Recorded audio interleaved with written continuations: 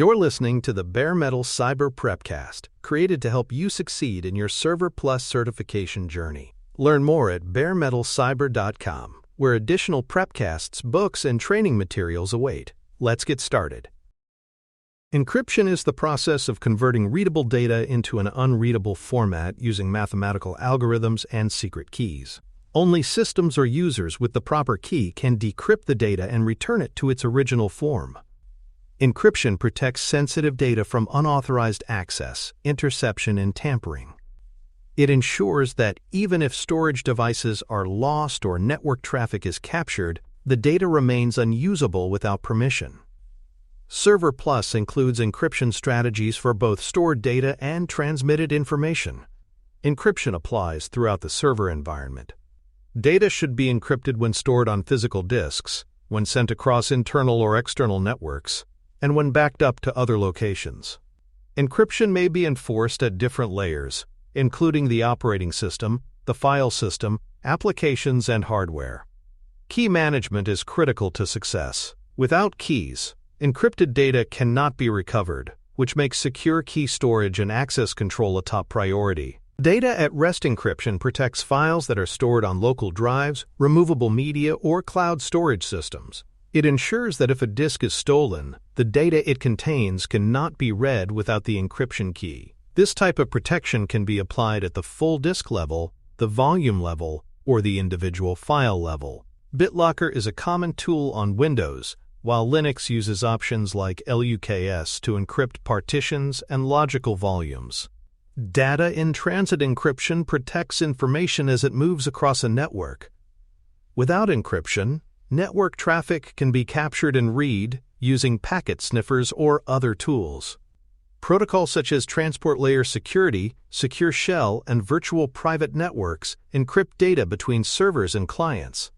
These tools secure web traffic, remote administration, email delivery, and any application that transmits sensitive data between systems. Encryption algorithms come in two major categories: symmetric and asymmetric. Symmetric encryption uses a single shared key for both encryption and decryption. It is faster and used for high-speed processes. Asymmetric encryption uses a public and private key pair. One key encrypts the data, and only the other can decrypt it. Asymmetric methods are used for secure exchanges, digital signatures, and certificate validation. Transport Layer Security uses both methods during session establishment and data transfer. File and folder encryption applies protection at the user or system level. In Windows, the NTFS file system supports encrypting file system to secure individual files. On Linux, tools like GPG, ECRYPTFs, and ENCFS allow encryption of documents or directories.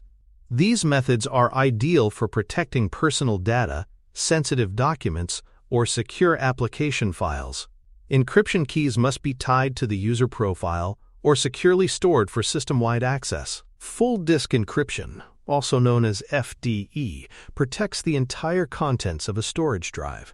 It includes the operating system, bootloader, application data, and user files.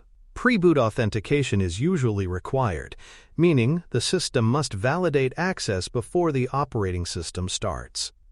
This ensures that the entire environment remains protected, even if the system is shut down or removed from its hardware platform. FDE offers strong protection but may introduce performance overhead. Volume-level encryption encrypts a specific disk partition or logical volume rather than the entire drive. This method is useful when isolating encryption to certain applications or databases. For example, a server may use volume encryption for a database storage volume while leaving system files unencrypted. Volume encryption is easier to manage in multi-drive systems and allows more flexibility when managing key access and storage policies. Transport Layer Security is a widely used encryption protocol that secures data exchanged between clients and servers. It has replaced older, less secure protocols such as Secure Sockets Layer.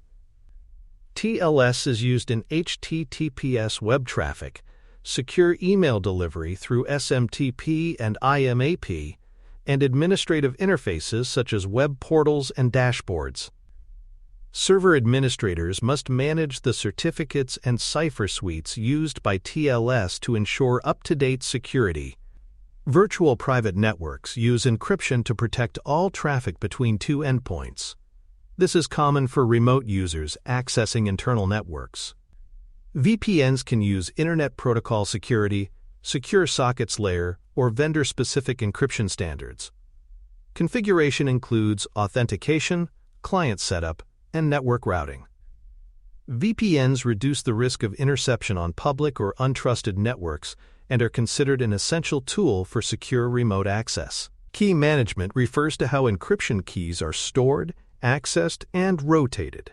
Keys must be protected in software vaults or hardware security modules. They must be rotated on a regular schedule, and access must be logged.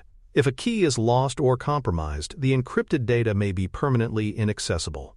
Server Plus includes recognizing the risks and responsibilities of managing encryption keys in secure environments. For more cyber-related content and books, please check out cyberauthor.me. Also, there are other prepcasts on cybersecurity and more at baremetalcyber.com. Certificate management is part of encryption infrastructure. Digital certificates validate identity and enable secure communication using protocols like transport layer security. Certificates are issued by public certificate authorities or internal public key infrastructure systems. Administrators must monitor for expiration, renew certificates proactively, and revoke compromised ones immediately. Certificate hygiene is essential to avoid outages or trust warnings in web browsers and applications. Email encryption protects sensitive communication and supports compliance with privacy regulations. Protocols like S/MIME and Pretty Good Privacy encrypt both message content and attachments. These systems require that both sender and recipient have exchanged public keys in advance. Some email platforms enforce encryption policies that automatically apply rules based on sensitivity labels or data loss prevention triggers. Encrypted email ensures confidentiality in motion. Backups and archives must also be encrypted, especially when stored off-site or in the cloud. Data at rest encryption protects stored backups from unauthorized access. In some cases, the transmission of backup data must also be encrypted.